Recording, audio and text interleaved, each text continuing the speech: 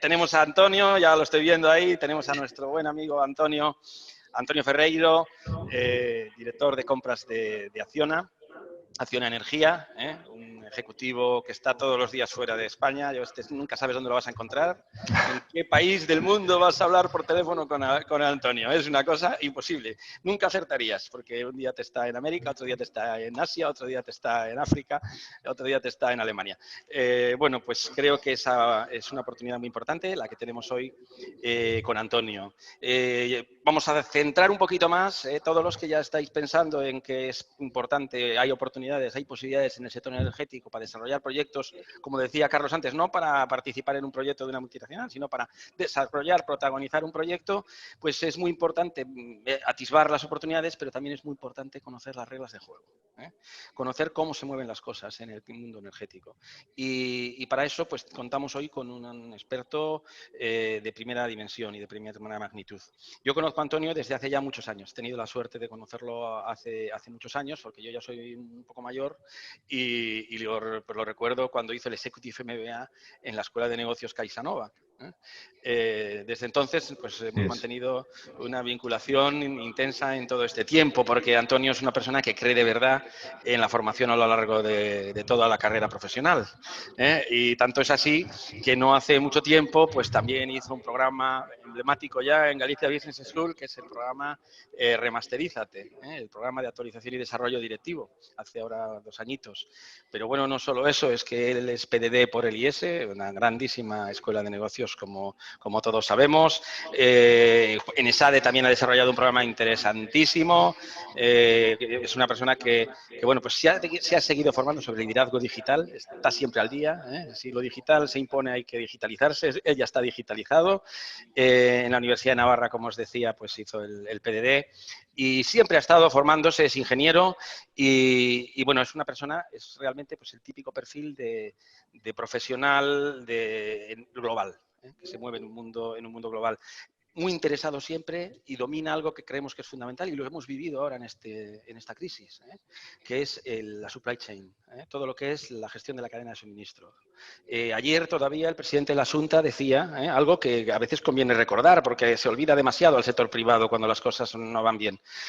Y lo que dijo es sencillamente y claramente que si no llega a ser por la capacidad logística de las empresas españolas, citó una muy en concreto, la de Inditex, pero habló de todas en general, probablemente esta crisis hubiera sido todavía, que ya es decir, muchísimo peor. Y comparaba la capacidad logística de alguna gran empresa española con la del gobierno, incluso decía que era superior a la que podía tener el Estado completo, o sea, España como país.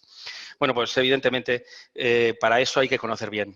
Para comprar bien en China hay que estar mucho en China, saber qué protocolos tienes que tener para tener buenos proveedores en China, cómo actúan los chinos, de qué manera sí, de qué manera no, etcétera, etcétera, etcétera. Y hemos visto, desgraciadamente, pues que no todo el mundo está en condiciones de hacer estas cosas, porque no todo el mundo es igual de profesional. Hay profesionales y advenedizos.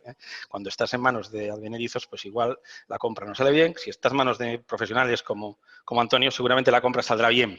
Bueno, pues lo que os quiero decir es que Antonio es un enorme profesional del sector de la supply chain management, es un grandísimo profesional en el sector energético y nos va a contar, ya sabéis que en Galicia Business School tenemos un principio y es que todo el que entra por la puerta, en este caso puerta virtual, para hablar sobre algo, es un profesional de empresa en ejercicio y con experiencia. No, además de que lo somos algunos también, Carlos, yo y otros muchos, pues doctores y gente del mundo académico, pero muy importante que siempre contemos lo que está pasando y que podamos trasladar el día a día. Entonces, todo eso que lleva puesto Antonio, estoy seguro de que le puede ser de una utilidad brutal a todos aquellos que tengan interés o que tengan la intención, o mejor dicho ya, el propósito de emprender en el sector energético. Porque conoce los dos lados de la mesa muy bien. Él como el que compra, el que busca suministros, el que busca servicios, el que busca empresas para desarrollar muchos proyectos, desde la multiplicadora para la eólica, pasando por la instalación de cualquier tema en cualquier punto de la geografía mundial, pues estoy seguro de que nos puede hablar mucho sobre las empresas en el sector energético y cuáles son las claves para ganar clientes y las reglas de juego en el sector. Antonio, no sabes lo contentos que estamos de volver a verte en Galicia Business School y de que nos cuentes tu experiencia en una jornada como esta. Cuando el Concello de Ourense nos pidió que la desarrolláramos, enseguida dijimos, Carlos tiene que empezar con el panorama general del sector energético y Antonio tiene que contarnos la realidad de la negociación, de todo lo que ocurre, las tripas, entre comillas, en el sector tan estratégico y tan importante y que puede crear, ya veis, 300.000 empleos solamente por el tema de eficiencia energética, como nos ha dicho Carlos antes, como el sector energético. Antonio, mil gracias por estar con nosotros. Muy bien. Oye, muchísimas gracias, Eduardo, por haberme invitado a este webinar. Comentar también que la situación actual del COVID no es fácil para el mundo, no es fácil para todos los que estamos aquí. Espero que lo hayáis superado a nivel personal lo mejor posible, a nivel familiar espero que las repercusiones hayan sido pocas y a nivel de negocio y de business, pues yo creo que de verdad que tenemos oportunidades, porque todas las crisis traen oportunidades, pero desde luego hay que remangarse con mucha responsabilidad. Dicho esto, pues, bueno, por hacer una pequeña mención a la parte de supply chain, que no es donde me voy a centrar en el día de hoy, sí me gustaría comentaros de que es cierto lo que Eduardo acaba de comentar, que la cadena de suministro es fundamental en cualquiera de los negocios. Es fundamental ser una persona ciudadana del mundo. Creo que esto es una realidad, no vale el localismo, eso yo creo que ya ha pasado a la historia, que sí que es cierto que hay oportunidades locales. Comentaros también de que tenéis una gran oportunidad con un muy buen máster en la escuela para la parte de supply chain y que aquellos que pues, de vuestros equipos necesiten formación, creo que es interesante que os apuntéis o que les apuntéis. En concreto, yo ya he apuntado a 3 personas de mi equipo que están trabajando en Santiago y lo están, bueno, uno se lo han disfrutado y otro lo está disfrutando. Con respecto, pues, a lo que vamos a tratar hoy, ¿no? Las claves. Bueno, pues yo creo que las claves no dejan de ser muy distintas a las claves de cualquier otro negocio de largo plazo, ¿vale? Siempre que pensemos en negocios de largo plazo y negocios no oportunistas, que también los hay y que, desde luego, cuando salen bien son los más atractivos. Cuando salen mal, pues no tanto, ¿no? Pues pasan por una cosa que es la eficiencia y el bajo coste, ¿vale? Y entonces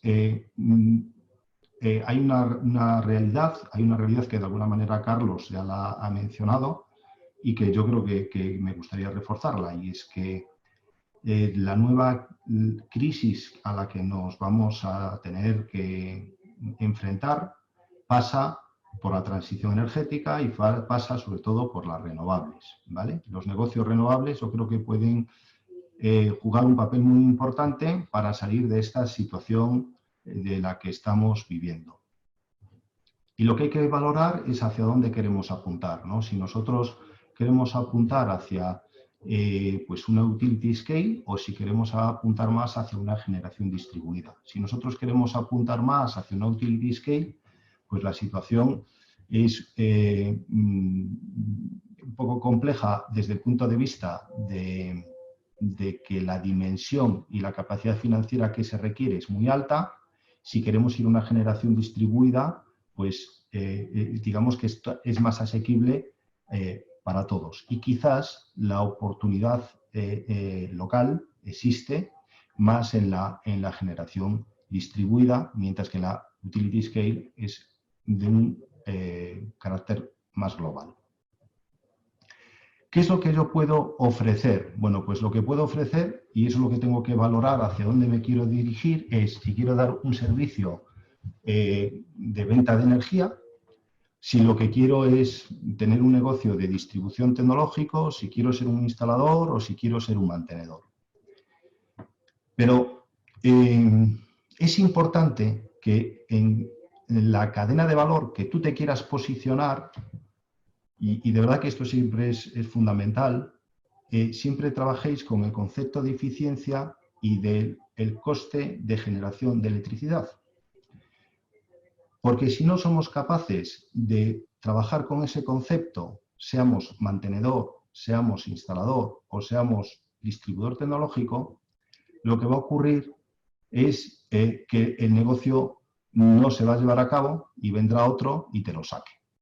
Desde el punto de vista de si te decides a dar un paso hacia la venta de energía, o sea, dar el producto final, que es posible, por ejemplo, en la generación distribuida, bien sea aislada o bien sea conectada, que aislada quizás más sencillo, y tú quieres encargarte de hacer pues, la inversión de las placas, la inversión de las baterías, la operación, encargarte de la operación y mantenimiento, bien de forma directa o bien apoyándote en alguna pyme que sea experta o que tenga su expertise y te pueda dar esa eficiencia en eso, tienes que pensar en que tu coste de energía tiene que ser más barata que la que hoy le ofrece la red, porque si no es más barata, no lo vas a conquistar. Y por ahí pasa la clave de los negocios energéticos. Me da igual que hablemos de combustibles, de hidrógeno, que le falta mucho y después hablaremos de ello, o simplemente pues, de una placa en una casa para poder abastecer un chalet, por decir algo, en una zona rural, dispersa y aislada. Por tanto, de verdad, creo que es muy importante que todos trabajéis en esta dirección. Si no somos capaces de trabajar en esta dirección, perdemos las oportunidades, porque habrá otro que la gane. Y ahí es donde tenemos que enfocarnos permanentemente. En esta pequeña slide lo que podéis ver son los distintos negocios en los que podemos trabajar, ¿vale? Podemos trabajar en temas tan interesantes o emocionantes como puede ser el desmantelamiento de una nuclear. Otra cosa es que nosotros estemos preparados para ello. Tenemos que saber dónde nos podemos enfocar, ¿vale? Nos pasa 3/4 de lo mismo en la parte del mantenimiento o instalación de redes de distribución. En la parte hidráulica que también comentasteis, pues hay temas como limpieza de canales, hay temas tan simples como, por ejemplo, la auscultación de presas, perdón. Todo esto tiene que estar siempre enfocado en esa misma dirección que os comentaba, es decir, el bajo coste energético. ¿Qué quiero decir con esto? Que si tú eres una pyme que te dedicas a hacer limpieza de módulos, la limpieza de esos módulos tiene que ser lo suficientemente competitiva para que al cliente tuyo le salgan las cuentas y pueda vender la energía. Si tú no piensas en el negocio de tu cliente y que le quede un margen para poder ganar, lo va a pensar otro y lo vas a perder.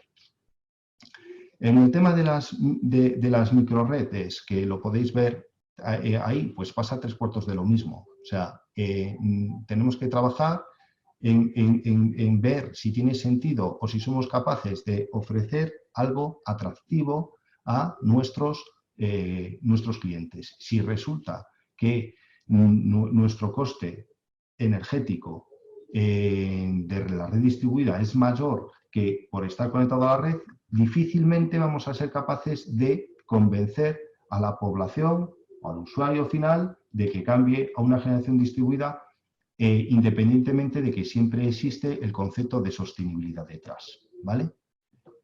Otro negocio que yo creo que tiene mucho sentido y que hay que valorarlo y trabajarlo es el tema de los parkings. Creo que los parkings tienen una opción que hay que trabajarla más todavía y tenéis que entenderla porque os surge la oportunidad de venta de energía. Y esa venta de energía a través de sistemas inteligentes que en función de la inmediatez y de la necesidad que tú tengas de esa energía puedas cobrar más o menos, pues también es atractiva, ¿vale? Y viceversa, si resulta que tú tienes todo el tiempo del mundo y tu coche va a pasar un fin de semana ahí, por ejemplo, en un aeropuerto o va a pasar 3 o 4 días y quieres recargarlo, lo lógico es que lo recargues en las horas más valle. Entonces tú le das la oportunidad al vendedor de energía a decir cuándo carga tu coche. ¿Y cuándo lo va a cargar? En las horas más valle, que es cuando el coste de la energía sea menor, ¿no? Esto lo podemos llevar hasta pues el consumo de las fábricas aisladas que existen en el mundo, mineras que tenemos en el día de hoy en desiertos que están aisladas de la red, que requieren un sistema híbrido. Tienen que tener fotovoltaica, tienen que tener eólica y tienen que tener algún apoyo de generación térmica, bien sea con gas o bien sea con fuel. ¿Para qué? Y por supuesto también unas baterías. ¿Para qué? Para garantizar pues, el suministro y la operación de esas fábricas, que es de lo que ellos viven, ¿no? También veis ahí, esto yo personalmente creo que es un poco futurista, la parte de la estación de hidrógenos, de vehículos, y que ahí podemos trabajar, pero hablaremos después, os daré unas pinceladas para que lo tengáis ahí y que de alguna manera, si lo creéis conveniente, os vayáis introduciendo, porque es algo que vendrá, ¿vale? En esta matriz, un poco lo que he intentado, o lo que intento transmitiros es cuál es la situación de los distintos negocios que tenemos, ¿no? Desde el punto de vista pues, de negocios más maduros, como puede ser, por ejemplo, hacer una planta fotovoltaica o una planta eólica, donde quizás el mayor secreto es los deseos de Carlos, tramitar lo más rápido posible, a su vez disponer de unos contratistas que sean capaces de apoyarte en tiempo y forma, donde sin duda el valor tiempo es muy importante, sobre todo por lo que acabamos de hablar, por los costes de financiación, ¿no? Y tenemos en la parte derecha pues todo este tipo de tecnologías que, que son o negocios que son mucho más futuribles. Por ejemplo, nosotros ahora mismo estamos construyendo una planta fotovoltaica, el Floating PV, una planta fotovoltaica en un embalse en Extremadura. En nuestro caso es absolutamente un negocio de innovación en el que vamos a utilizar 4 sistemas de flotación distintos porque queremos probarlos. A su vez vamos a utilizar un panel bifacial que no tiene demasiado sentido pensándolo como tal, porque dice, si el agua no es el que no es muy reflectante, si todo lo contrario, absorbe mucho la luz. De hecho, hay vida en el agua porque la luz llega, ¿no? Pero lo que hemos decidido es pintar lo que son los pantalanes que soportan esas estructuras, y que de color blanco, para que reflejen bien la luz y que nos sirva de estudio, ¿no? Es decir, oye, ¿cómo podemos hacer algo distinto? El coste de esta planta fotovoltaica no es representativo para nada, porque nos va a costar una barbaridad, es muy pequeña, lo que es la escalabilidad de la compra no la hemos utilizado para nada, porque es todo lo contrario, hemos utilizado 4 sistemas distintos en un solo megavatio. En definitiva, la idea es probar, y hay que probar para que esa bola se vaya pasando cada vez a un negocio más maduro, ¿no? Que es lo que de alguna manera os comentaba al principio, que el negocio energético cada vez es un negocio más maduro, donde las oportunidades de corto plazo, pues yo diría que tienden a desaparecer. Y aquellas que existen, pues suelen ser, pues oportunistas, en momentos, digamos, álgidos de burbuja, y que lo único que provoca desde mi perspectiva, es que nos cree, entre comillas, mala fama. Lo que de alguna manera quería enseñaros es cómo está la situación actualmente de la tecnología eólica y qué es lo que se prevé para el futuro, ¿no? O sea, el coste actual pues está en torno al millón 300 el megavatio de instalación, ¿vale? En el 2010 pues estaba cerca de los 2 millones, ¿vale?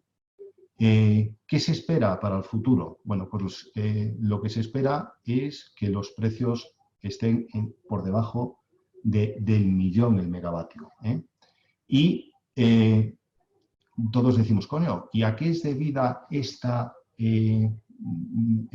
eficiencia en el coste? Cuando realmente los aerogeneradores pues, son más grandes, requieren mayor infraestructura, mayor ejecución de infraestructura para poder llevarlos a los sitios, los costes de transporte también son más altos, etcétera. Bueno, pues todo esto viene dado porque el coste de la energía se está yendo a unos precios cada vez más competitivos. A día de hoy, en la situación en la que vivimos con el COVID, los costes de la energía en España están en lo que Bloomberg, que es de donde he sacado este dato, dice que va a ser el coste en el año 2050, que van a ser en torno a entre los 20 y 30 euros megavatio. Pues a día de hoy estamos por debajo de ese valor, ¿vale? Estos 2 últimos meses, desgraciadamente, el precio de la energía pues, ha estado por debajo de esos 20 euros megavatio hora. Por tanto, repito, la necesidad de la eficiencia. Y tiene que ser la eficiencia para poder vender energía, la eficiencia para poder construir el proyecto y, por tanto, la eficiencia en el desarrollo de la tecnología o del aerogenerador o las placas fotovoltaicas. También quiero demostraros que no es que lo haya dicho Carlos o es que lo haya dicho yo, sino que lo dice Bloomberg. Y Bloomberg dice que la evolución anual de este negocio, y lo podéis ver ahí, en el 2010 era de 30 gigas al año, en el 2018 ha sido de 45, ya estamos cerca de los 60, y en el año 2030 pues se habla de los 147 gigas y en el año 2050 de los 202 gigas. Y esto estamos hablando en onshore, es decir, parques eólicos en tierra. No estamos hablando para nada de los parques eólicos marinos. ¿Qué quiere decir esto? Que o trabajamos en una reducción de coste que esté en torno al 5% anual, o lo que vamos a hacer es perder el tren y lo asumirá aquel que, vuelvo a repetir, sea eficiente y sea capaz de pensar en toda la cadena de valor, y tiene que pensar que por muy pequeño que él sea, tiene que aportar en esa cadena de valor para que el coste eléctrico se reduzca. Si no, otro lo hará. Esto sin duda, porque además estos datos, mi experiencia dice que siempre se quedan pues por debajo, ¿vale? El ritmo y el incremento potencial que tenemos, pues ya lo veis ahí, es del 32% y yo creo que aquí hay mucho que hacer. ¿En dónde podemos trabajar? Pues desde el punto de vista de ingeniería, perfecto. Desde el punto de vista de que quiero ser promotor, perfecto. Pero, por favor, seamos realistas, trabajemos en el concepto del low cost of energy, bajo coste de la energía, porque si no, otro vendrá, otro lo hará, o incluso la propia utility, la propia Iberdrola, Naturgy, Acciona, hará el desarrollo, si ve que hay una especulación del mismo. Las consultorías lo mismo, las obras civiles. Las obras civiles, yo aquí quería comentaros algo que creo que es tremendamente importante. porque todo el mundo piensa que la obra civil es lo más tradicional que hay. O sea, que al final se trata de movimiento de tierras, que al final se trata de acero, que se trata de hormigón y de mano de obra, a veces hasta que podemos considerar poco cualificada. Pues lamentablemente os tengo que decir que esto no es así, que es muy importante trabajar ya, y ya tenemos experiencias y ya hemos hecho algún prototipo de cimentaciones prefabricadas. Yo creo que en un momento determinado será algo que de alguna manera también venderá el propio tecnólogo como parte del aerogenerador. Y esto nos permite pues, muchas cosas. Primero, agilidad. Segundo, sostenibilidad, porque no puedes ahorrarte pues, el transporte del agua, hoy un bien cada vez más escaso y dependiendo de qué sitios, mucho más escaso. Antes hablabais alguien hizo una pregunta sobre qué pensábamos sobre la hidráulica. Bueno, pues, perdonad que me desvíe de este tema, pero dado que hablamos del agua, no puedo no mencionarlo. Es que hay un estudio que dicen que debido al cambio climático, las horas equivalentes que nos van a dar las centrales hidráulicas se van a reducir de forma importante y aquellas inversiones que no estén amortizadas, pues va a ser muy difícil de viabilizar. Con lo cual, ojo, porque hay que tener el marco total de la situación en la que nos toca trabajar, ¿vale? Grúas sin montaje, aquí es un tema de procesos, es un tema fundamental, ¿vale? Si tenemos que ver cómo somos más eficientes para reducir el número de horas del montaje de un aerogenerador. Y, bueno, por ahí he visto que estaba Manel Pazo y él sabrá que yo soy un obseso de los tiempos. Y si no somos capaces de controlar los tiempos, pues las obras se nos van, los gastos financieros se nos van y de verdad que hay que trabajarlo mucho. Y aquí hay mucha oportunidad, pero es más de lo mismo, eficiencia, ¿vale? En operación y mantenimiento, que es un gran negocio que requiere un expertise y, por tanto, requiere a su vez una inmediatez para que se pierda poca energía y que el coste sea bajo, porque daros cuenta de que si el precio, por decir algo, de la operación y mantenimiento tiene que estar por debajo de los 10 euros megavatio hora y el precio que estamos teniendo en el mercado es de 20 euros megavatio hora, hay que sacar para la amortización, para disponer de una estructura, la operación remota, etcétera. No tenemos solución o no veo visión si no somos capaces de que en la operación y mantenimiento no somos capaces de eficientarla. Hay que reducir los costes, el número de vehículos, el combustible, hay que trabajar en metodología Lean para que de alguna manera no hagamos retrabajos, porque todo esto hace ineficiente a la operadora, al mantenedor, y si lo hace ineficiente, de alguna manera tiene que pasarle los costes a la utility para la que trabaja y si no los pasa, pues irá a la quiebra. Esto mismo que estoy diciendo pasa para el mundo de la fotovoltaica y quiero trasladaros que quiero detenerme un poquito también en la fotovoltaica en cuanto a los números para que veáis lo importante que es escalar los negocios y lo importante que es la evolución tecnológica. En el año 2010, más o menos, el coste de una planta fotovoltaica por mega era más o menos el doble de una eólica. En el año 2000, pues podía estar en torno a 4 veces más. La situación actual es que está por debajo del 1.000.000, ¿vale? Pero ¿hacia dónde vamos? Hacia el año 2050 tiene que estar por debajo del por debajo de los 400.000, ¿vale? Y lo vamos a conseguir. O sea, yo un poco lo que quiero que os deis cuenta de... Os voy a dar un dato importante. O sea, el año pasado, a finales del año pasado, para construir este año, hemos comprado el vatio pico de paneles fotovoltaicos en China por un precio de 21 céntimos de dólar.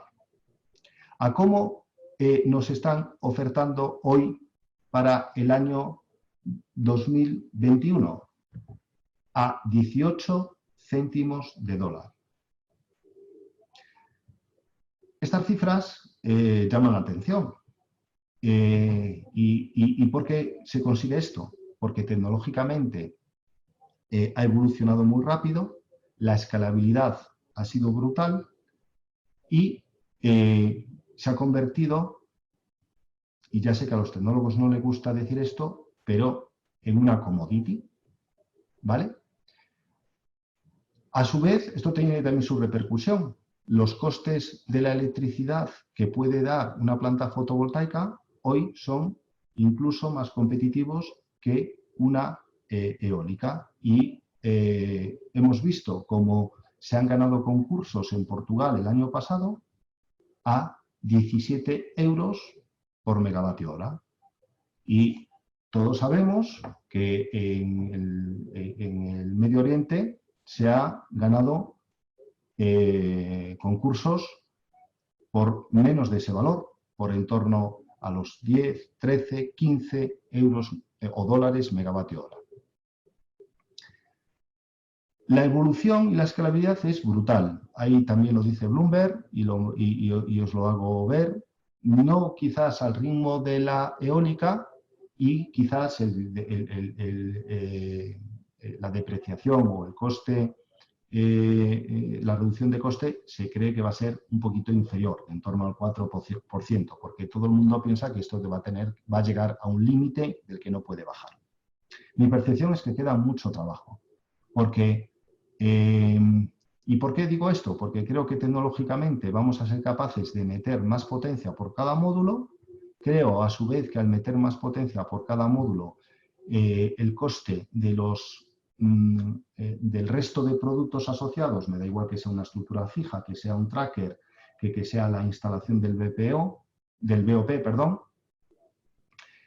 pues también se va a reducir, ¿vale?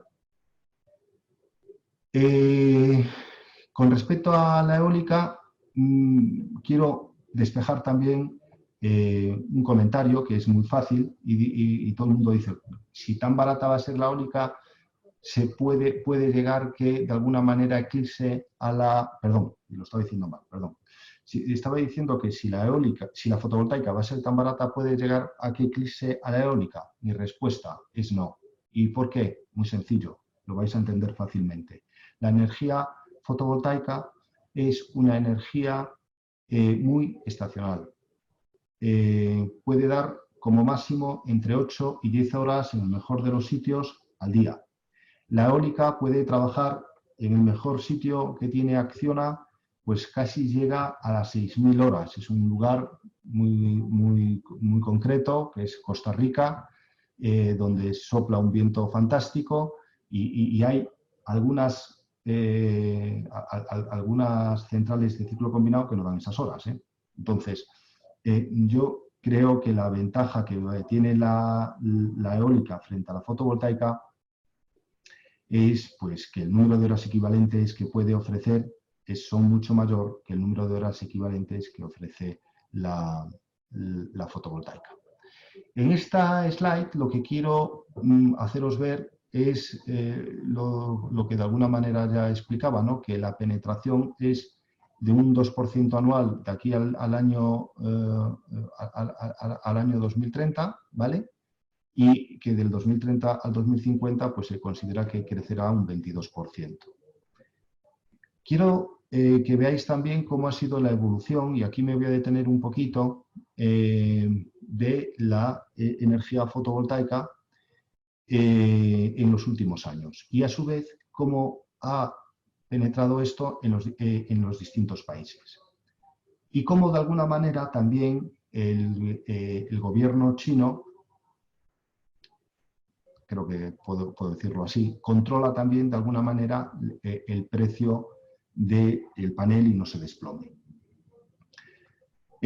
Como veis, en el año 2017 el gobierno chino tomó la decisión de prácticamente producir más del 50% de la energía o de los paneles, consumir más del 50% de los paneles fabricados en China, ¿vale? El resto, pues se ha vendido en el resto del mundo, en Estados Unidos, en Europa, en Latinoamérica. ¿Qué ocurre? Bueno, pues que llega la crisis, China no puede soportar esa capacidad y como podéis ver, ha ido disminuyendo y creo que va a seguir disminuyendo en el año 2020 y 2021 seguro. Sin embargo, pues hay otros países que van a crecer. ¿Qué ocurre? Que la previsión de este año, que era instalar 141 gigas, pues igual pues no se cumple o se puede ver truncada por el efecto COVID. Yo lo que sí os puedo asegurar es que desde desde Acciona Energía hemos sido un poquito cautos y todo aquella inversión que no hubiera estado empezada, pues de alguna manera lo que hemos intentado es contenerla, ¿vale? Y bueno, pues creo que la demanda de fotovoltaica es algo imparable, porque además tiene otras ventajas que no tiene quizás la eólica, que es muy escalable en el mundo de la generación distribuida. ¿El hidrógeno es una oportunidad? Bueno, pues yo creo que sí, que va a ser una oportunidad dentro del ámbito de la transición energética y creo que tiene oportunidades en los distintos sitios, ¿no? En los distintos sectores, tanto industrial, tanto energético, como en aplicaciones finales, en el mundo de la movilidad, de coches. Yo creo que no sé si va a ser dentro de 20 años o de 30, pero los coches se moverán sin duda a través de hidrógeno. Alemania apuesta por ello y no sé por qué tengo la sensación de que el alemán se equivoca pocas veces, o eso es lo que nos ha demostrado, ¿no? Y es verdad que cuando se equivocan de verdad, como fue en la Segunda Guerra Mundial, pero bueno. Aquí lo que de alguna manera quería presentaros también en esta pequeña slide es qué aportación puede dar el hidrógeno, ¿no? El hidrógeno en el mundo de la generación eléctrica pues puede ser aproximadamente 233 millones de toneladas y eso puede representar un 21%, en la energía renovable pues es un 7%. Y en todos los derivados de petróleo, que también de alguna manera Carlos lo dijo, pues puede suponer en torno a ese 40%, ¿vale? Pero sin duda, yo creo que el hidrógeno le queda mucho camino y ese camino pues se despeja con incertidumbres, ¿no? Incertidumbres que a día de hoy pues lo que nos dicen es si va a ser suficientemente competitivo o no, cuáles van a ser los usos finales. Finalmente nos atreveremos a llevar un coche con una presión de trabajo de 20 bares y qué riesgos tiene esto o no. ¿Cuál va a ser? Yo creo que esto sí que es muy importante. ¿Cuál de las tecnologías de producción de hidrógeno va a ser la ganadora? Aquí yo creo que sí que es verdad que quizás en esta parte, pues aquel que sea el pionero, pues tendrá un negocio de oportunidad porque sí, ¿no? Porque yo creo que de alguna manera está todo por hacer. Existen experiencias que hablaremos ahora un poquito de ello, pero nos queda, desde mi perspectiva, camino por andar, ¿vale? ¿Qué va a pasar con toda la infraestructura de transporte y distribución de gas? ¿Nos sirve? ¿No nos sirve? Y aunque efectivamente es verdad que el hidrógeno pues, puede ser el elemento que más verde, desde mi perspectiva, deciros que a día de hoy solo el 4% del hidrógeno que se produce proviene de la electrólisis del agua y con generación de energías renovables, que ese es realmente el que tiene emisiones cero y el que la polución de su creación es absolutamente baja, ¿no? Tenemos las otras opciones, que bien sea la obtención del hidrógeno a través del metano y el agua, que es verdad que es el más eficiente en este momento porque obtienes tres moléculas de hidrógeno por cada combinación. Pero, sin duda, aquí nos queda mucho camino por recorrer y contaros que existen en este momento pues, tres metodologías: la alcalina, la del intercambio de protón por una membrana y la de la electrólisis del agua. Estas presentaciones quizás os las dejo, no quiero marearos porque ya estamos llegando al tiempo, y deciros también de alguna forma que si tenéis alguna pregunta, pues yo, independientemente de este foro y del tiempo que tengamos, que a vuestra disposición a través de la escuela, podéis contactar conmigo sin ningún problema. Lo más importante para viabilizar esto pues es lo mismo. En vez del coste de la energía, pues es el coste de la generación del hidrógeno. Al final, ¿no? ¿Cuánto me va a costar generar ese hidrógeno? ¿Cuánto lo tengo que comparar con el coste al final de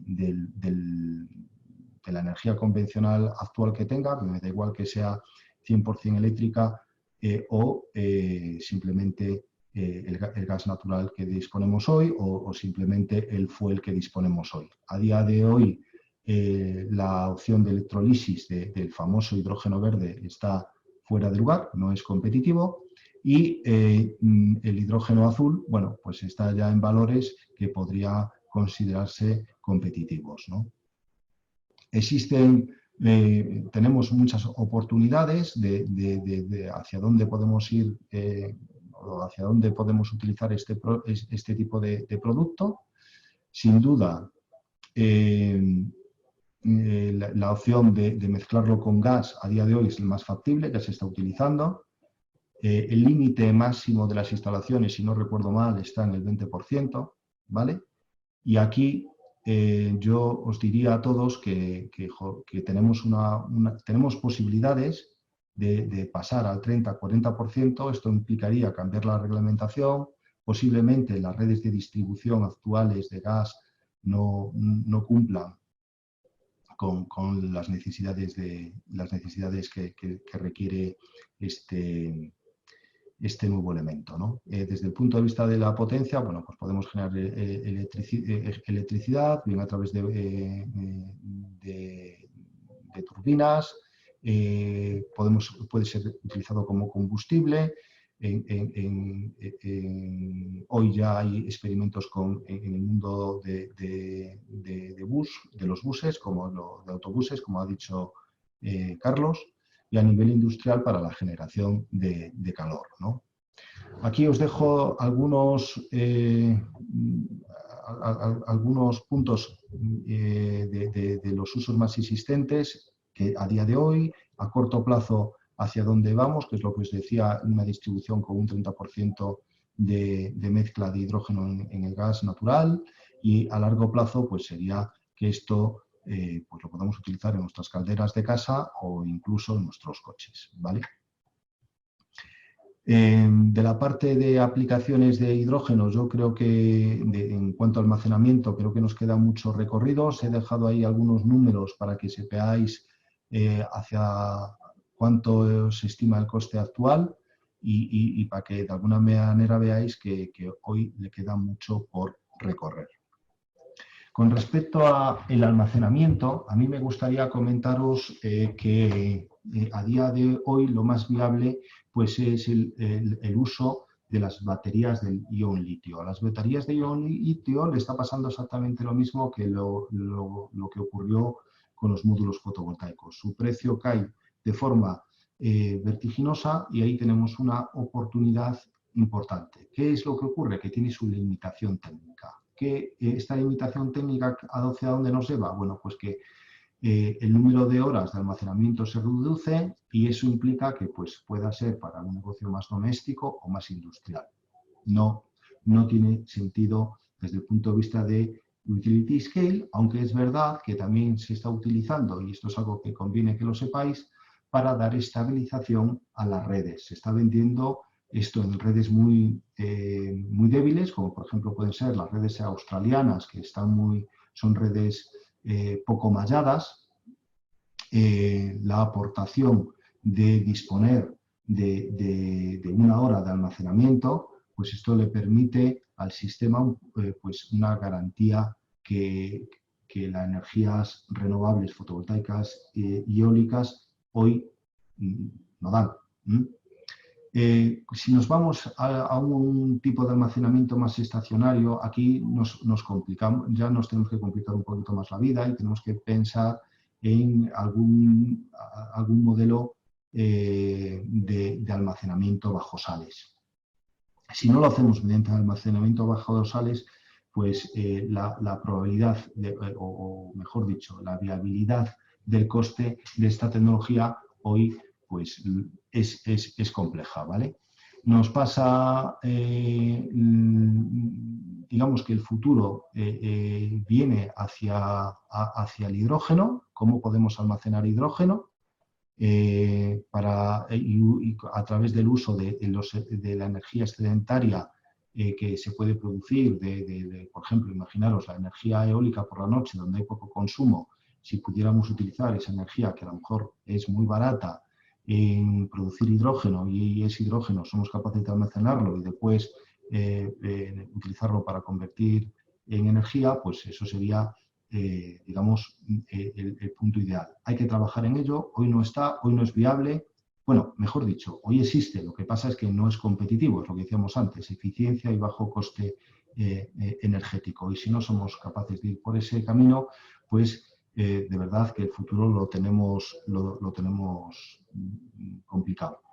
Bueno, hasta aquí llega mi presentación y repetiros que cualquier duda que tengáis de este tema o de cualquier otro en el que creáis que yo os puedo ayudar en el área de supply chain, etcétera, podéis poneros en contacto con la escuela para que de alguna manera os dé mis datos y de alguna forma podéis contactar conmigo, bien vía email, bien telefónicamente, como lo consideréis oportuno. Y nada más, muchas gracias por vuestra atención. Muchísimas gracias, Antonio, por poner encima de la mesa, yo creo que, como bien has dicho, el tema clave aquí. El sector energético es necesariamente un sector que tiene que ser eficiente. Y esa eficiencia, para el que quiere ser proveedor de ese sector o el que quiere desarrollar una empresa en ese sector, lo primero empieza por sentarse en el otro lado de la mesa y tratar de saber realmente qué es lo que se requiere desde los que estáis desarrollando los nuevos proyectos y los que estáis en la punta de lanza de la evolución del sector, para poder contribuir y colaborar en ese éxito, que es un éxito de todos, porque pocos éxitos habrá, más que el de hacer más con menos, que claramente lo que has demostrado con todos estos datos es que es un sector que continuamente está haciendo más con menos o lo mismo con mucho menos, lo cual es fundamental. Hay bastantes preguntas que tenemos aquí para ti. Decirte que una presentación detalladísima, que vamos, es un must para cualquier emprendedor en el sector energético. Hay muchísima información que nadie que quiera emprender en este sector puede privarse de tenerla encima de la mesa y pensar en ella constantemente. Bueno, Antonio, vamos con preguntas. Una pregunta que nos hace un tocayo tuyo, otro Antonio. ¿Este tipo de servicios, mantenimiento, instalaciones, distribución tecnológica, etcétera, recaerá siempre en empresas tipo Endesa o Iberdrola o aparecerán nuevos players, por ejemplo, los telecos, inversoras, etcétera, etcétera? ¿Tú cómo lo ves a nivel de grandes jugadas en el sector energético? Bueno, no sé, creo que se están mezclando dos cosas. Yo creo que la distribución de producto nunca va a ser de los grandes players. Creo que los grandes players solo se van a dedicar a la venta del consumo final, es decir, de la energía, y por tanto todos los demás tenemos grandes oportunidades, ¿no? A partir de ahí, los grandes players no pueden permitirse no estar en un negocio donde lo que ofrece es el producto que ellos llevan ofreciendo pues de toda la vida. Tiene que ser de distinta manera y les da la oportunidad de entrar en mercados o en zonas donde quizás por el famoso mundo regulado ellos no eran capaces de penetrar, ¿no? Por tanto, creo que sí que son competitivos, sí que va a ser una posición difícilmente de ganar porque ellos llevan una delantera en el mundo de la venta de energía, pero mi perspectiva es que cualquier otra empresa que esté dispuesta a ser económicamente eficiente, ofrecer el servicio completo en zonas aisladas donde a una utility le va a ser muy difícil penetrar porque no le interesa. Yo creo que ahí hay recorrido para cualquiera, o sea, da igual. O sea, aquel que tenga visión de negocio, aquel que tenga un conocimiento, por supuesto, de a qué se va a dedicar. Muy bien. Otra pregunta. Patricia nos dice, ¿qué pueden hacer los pequeños proveedores de servicios? Tú has insistido mucho en la idea de que necesitan sí o sí trabajar sobre todo desde el punto de vista del coste. ¿Qué pueden hacer para reducir sus costes? ¿Cooperar en su actividad? ¿Hacerlo con otros negocios de su cadena de valor? ¿Qué cosas concretas crees que puede hacer tú, que los ves, qué cosas concretas crees que podría hacer algún proveedor de servicios para conseguir esa reducción de coste sostenida que le permita seguir siendo proveedor de una empresa como, por ejemplo, puede ser la vuestra?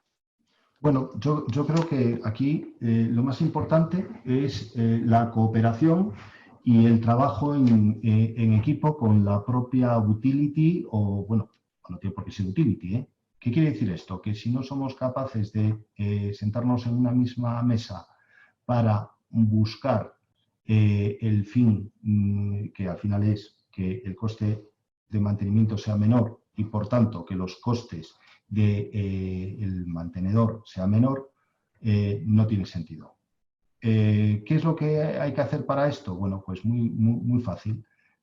A veces aportar y ayudar a la pyme en lo que nosotros denominamos estudios de métodos y tiempos, y que esto lo podemos hacer con muchas metodologías. Puede ser con metodología Lean, puede ser simplemente con las metodologías tradicionales, que al final es identificar dónde eres ineficiente tú, dónde pierdes el tiempo tú, y ayudarte muchas veces en tu propia cadena de suministro, que por las razones que sea tú no eres capaz de conseguir los precios, por decir algo, de la flota de tus vehículos o de la compra de las herramientas, que tú no eres capaz de conseguirlas al precio que las puedo conseguir yo, pues que te beneficies de ese tipo de estrategias. Y si no somos capaces de trabajar juntos en esa dirección de conseguir la eficiencia, pues no vamos bien. O sea, que yo creo que hay que estar abiertos, de que hay que compartir las ideas y que hay que estar dispuesto a escucharla también, porque muchas veces cuando te plantean una alternativa, dices, qué difícil, yo no tengo el músculo, pero déjame ayudarte para tenerlo. Claro. Claro. Pues fíjate, Antonio, que de esto es telepático, porque la siguiente pregunta que tengo anotada viene de Julio López y nos habla de esto, ya saber.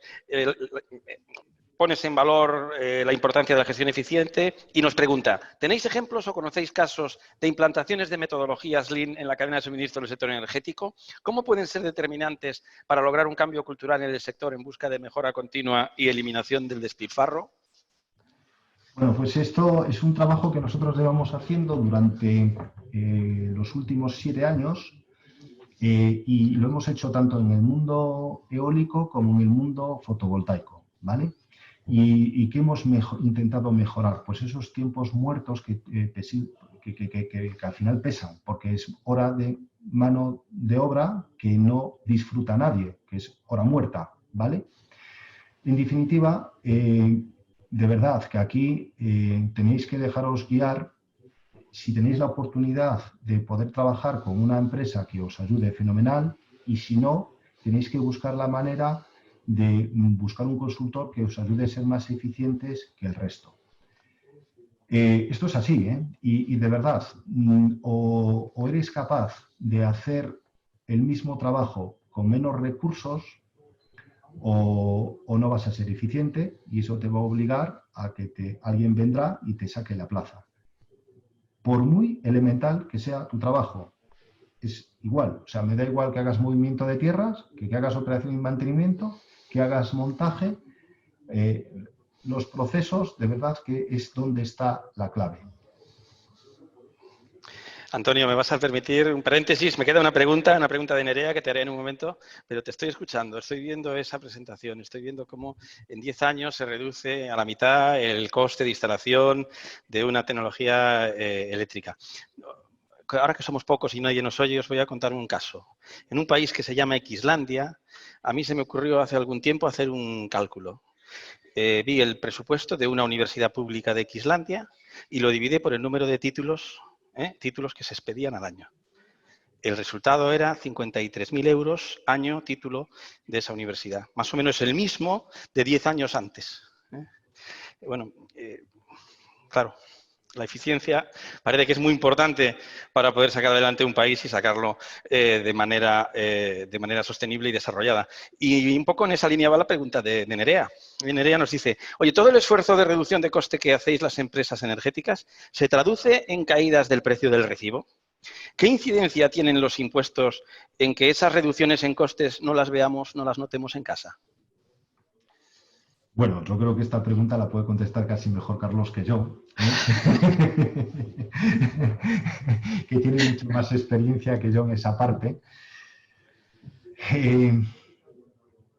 A ver, nosotros quizás como compañía de generación y que no vamos al cliente final, o sí vamos al cliente final, pero a un cliente, digamos, premium, a mínimo a gente que es de mediana empresa, no ni siquiera pymes.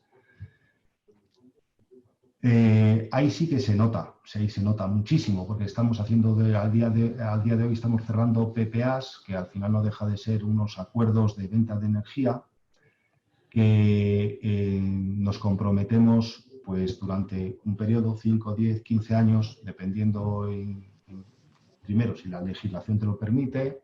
Antiguamente los contratos aquí en España no lo permitían, hoy sí. El mundo está cambiando en ese sentido, ¿no?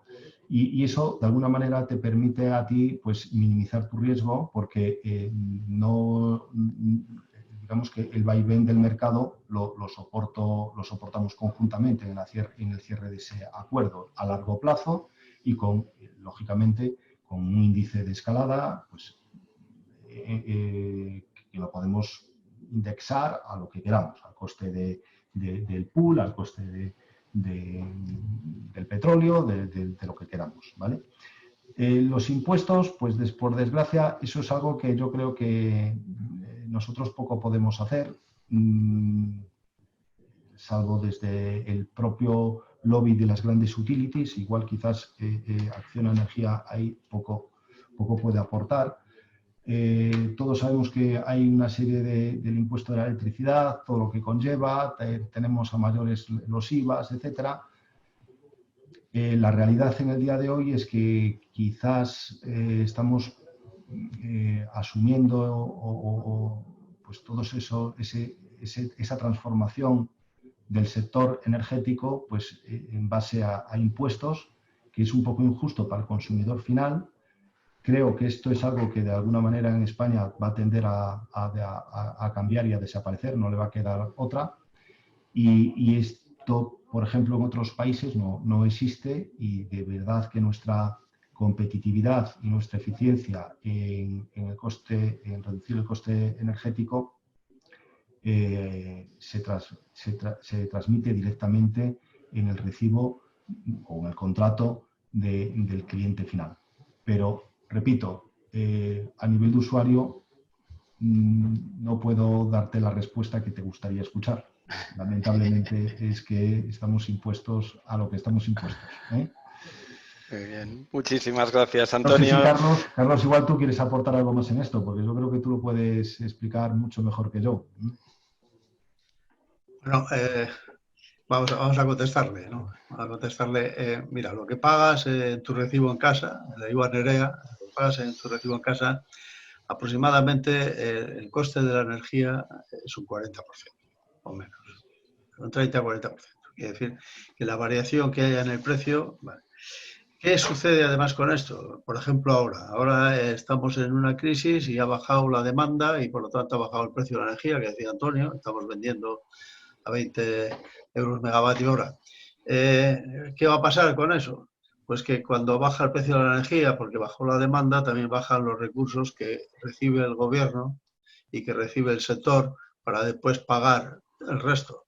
Con lo cual, este año vamos a tener más déficit de tarifa y tendremos que recuperar para el año que viene. Y no os preocupéis, para el año que viene volverá a subir las tarifas porque tendremos que pagar más. O sea, esto es así. Pero para que hagáis una idea, lo que estáis viendo en el petróleo, que es mucho más en vuestros combustibles, cada vez que baja el precio del petróleo y se ha puesto ahora, en estos momentos, a $40 barril, pero ha llegado a estar a 15, ¿vale? Y antes estaba a 60 y a 70 y valía lo mismo. Bueno, pues que es que la mayor parte del porcentaje son impuestos. Y además el gobierno ha decidido, esto está por ahí entre los récords, de que como baje el precio del petróleo, suben los impuestos. Con lo cual, oye, que el precio de la gasolina que sea estable, no vaya a ser que la gente ahorremos mucho dinero. Y esto es lo que hay. Muchas gracias, Carlos. Ya tenemos una cosa más que pedirle a los Reyes Magos, entonces, me parece a mí, para que se ponga en valor el esfuerzo que está haciendo el sector energético, que acaba diluido por los impuestos, por esa ambición permanente que tiene lo público de cobrar impuestos. Bueno, dejando este pequeño tema, muchísimas gracias, Antonio, por la intervención que nos has dado, por el regalazo que nos has hecho con esta presentación. Yo creo que esto es oro puro para nuestros emprendedores energéticos. Muchísimas gracias, Carlos, por esa fantástica intervención.